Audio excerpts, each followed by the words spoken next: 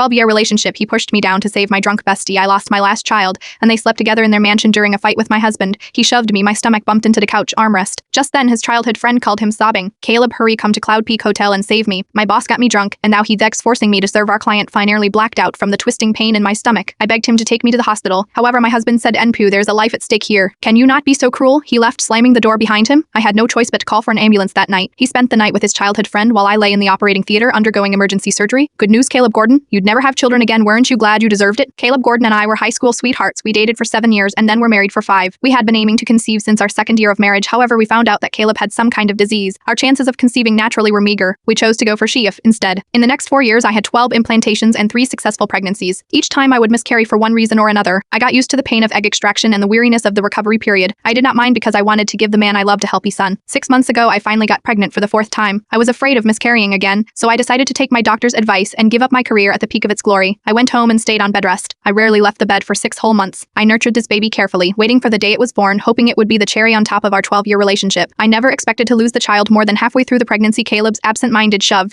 shattered my dream of becoming a mother and killed his last hope of continuing his family line. When the paramedics arrived, I was already losing consciousness from blood loss. They lifted me into the ambulance, asking in my ear hurriedly, Mawchwan Mogam, where your family? Hurry up and contact your next of kin. My heart twisted in my chest. My so-called next of kin was saving his damsel in distress at Cloud Peak Hotel. If I need to go for surgery, I can sign the forms myself. I signed my name with the last of my strength and finally fainted away the next day at noon. My best friend Sydney called me in a huff. Look at your social media feed, Ella. Luna is openly provoking you. I never saw Luna James posts on my feed since I blocked her. Sydney sent me a chat. The post was a 9-picture collage with Luna cuddling in Caleb's embrace as the centerpiece. 7 of the other 8 pictures showed Caleb busying away in her kitchen, while the last was him feeding her some soup. The caption was Embreed one house for the 2 of us. I'm glad to have you for the rest of my life. It was clear that they had spent the night together and they were still together the next afternoon. They were a man and a woman alone in a room. She had been drunk and he was no saint. Even if they told me they had not done anything, I would not believe them still. Starting last night, what they did had nothing to do with me anymore. Last night before I was reeled into the oar, I had called my lawyer to draft the divorce papers. I signed them this morning, took a picture, and sent them to Caleb. Chapter 2. He still had not replied to my messages, though it was clear he never read them. Only in the afternoon did Caleb finally drive to the hospital. He looked impatient from the moment he walked into the room. Ella Swan,